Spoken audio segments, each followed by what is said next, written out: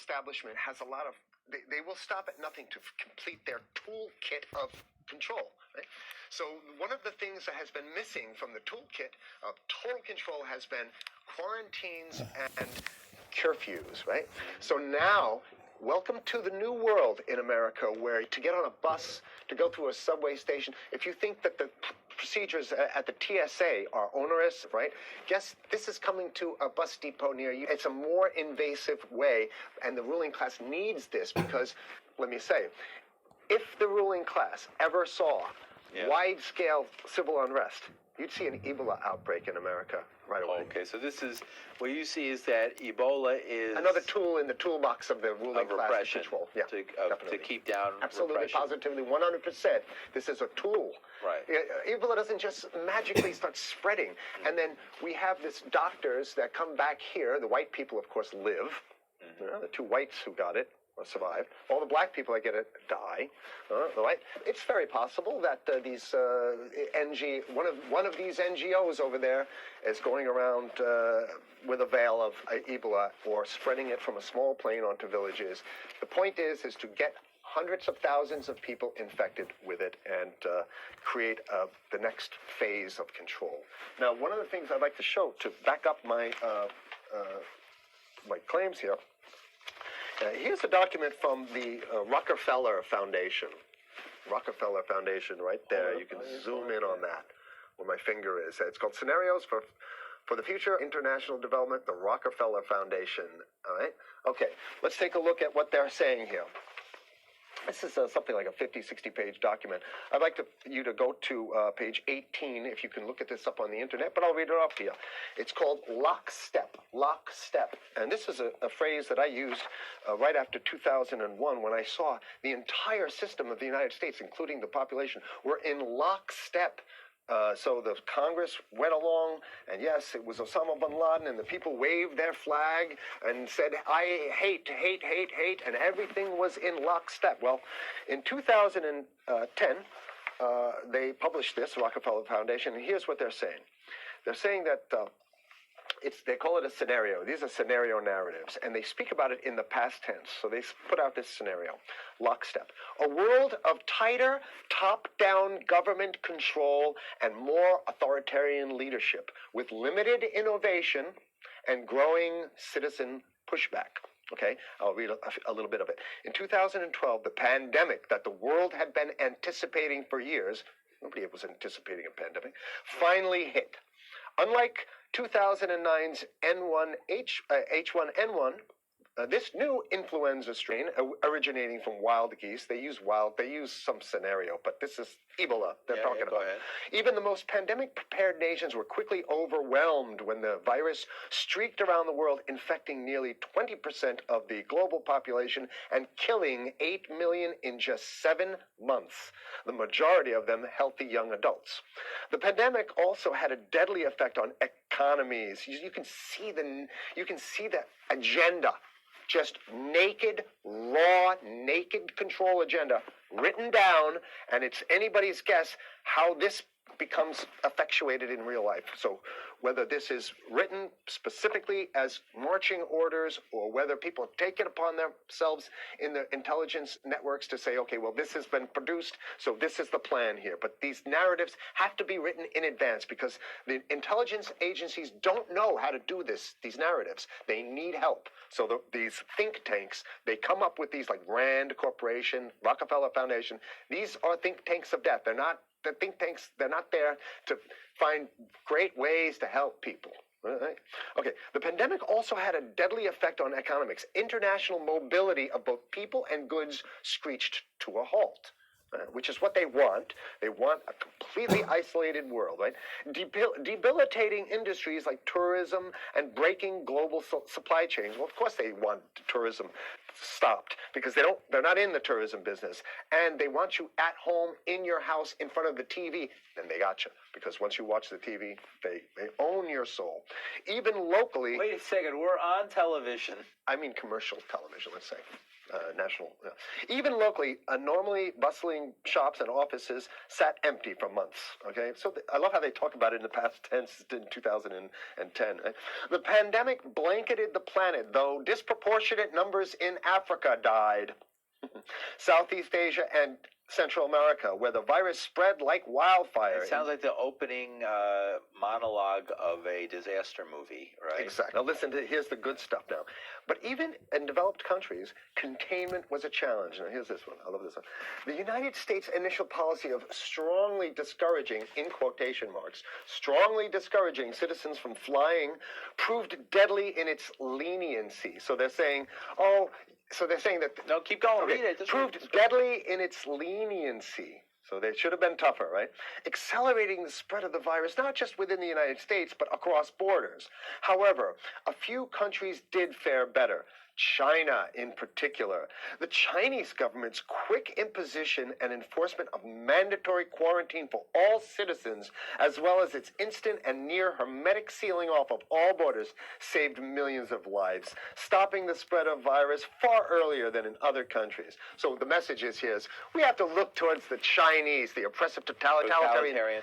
Chinese regime as an example of what we need to be doing here. And of course, the ruling class here loves the Chinese regime because they have demonstrated to the ruling class the most efficient form of capitalism, which is authoritarian capitalism. So we have capitalism, but unfortunately we have this veil.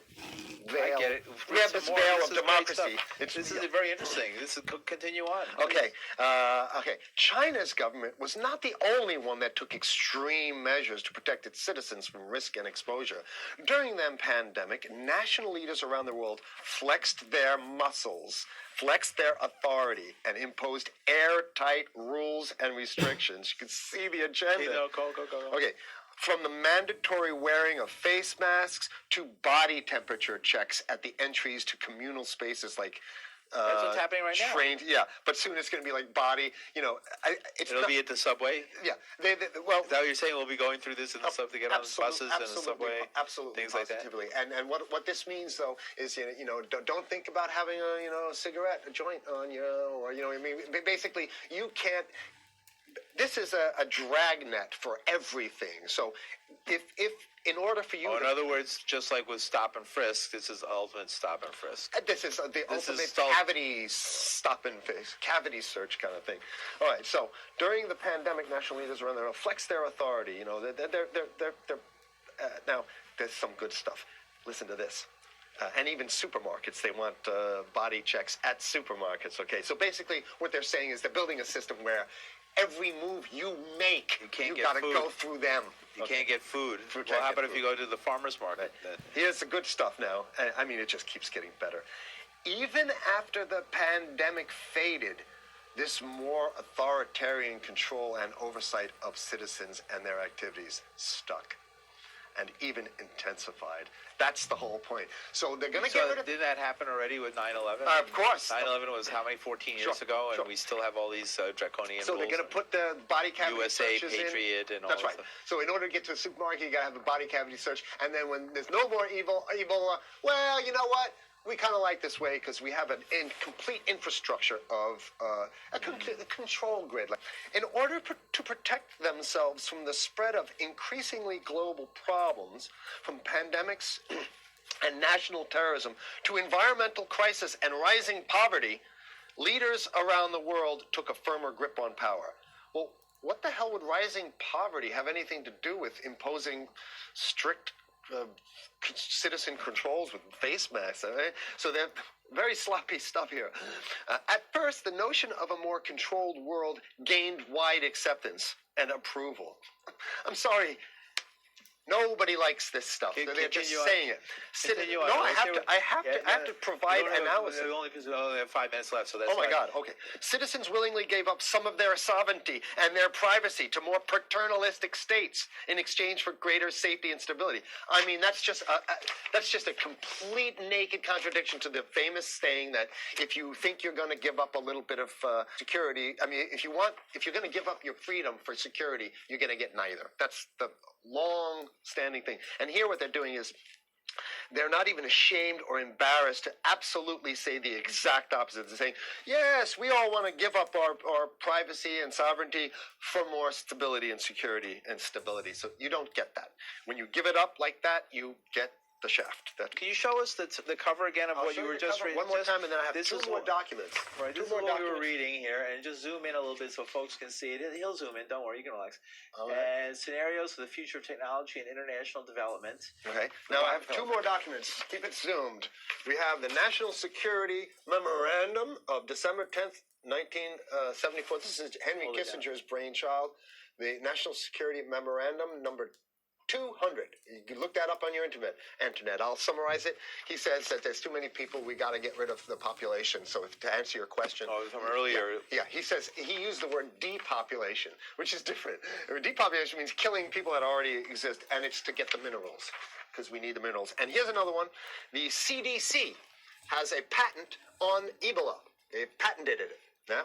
So basically, if you want to get a cure for your Ebola, you Here it got to says go. it right up here, right? It says human Ebola virus species and compositions and methods thereof, and it's a patent. It's a patent. They patented the main strain plus something like 17 other strains of it. So they own it now, and I don't know how exactly you can own that, but apparently they've done the same thing. Yeah, I didn't think you could own a natural. Yeah, you can. They've. I guess the main thing to finish off this show is this: that they want to get more control, more and it's going to be curfews and quarantines. So what I'm saying is that unless the American people start to get some new way to revolt, a new way to organize, new way to protest, unless we can break through the apathy, because that's what we have here, then it's going to be a slave state here. The ruling class doesn't seem to have too much resistance. They're getting everything on their Christmas shopping list, and they've been wanting quarantines and curfews for a long time. Now they got it.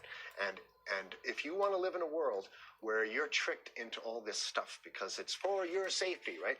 And if you want to have a probe and make sure you got to check your pockets, make sure you don't have anything incriminating on you before you go out, and when you step out of your house, you want some police there to monitor and see what you're doing. If that's the world you want to live in, be apathetic. Don't do anything. You're going to get that world very soon. It's coming your way, definitely. Mm-hmm. So Same. what should people do? What's the hope? You have 30 seconds. To wake up, learn about it, and go fight these bastards in Washington. They're easy to beat. If we can just organize, we can beat them. It's simple. They're weak, and there's so few of them.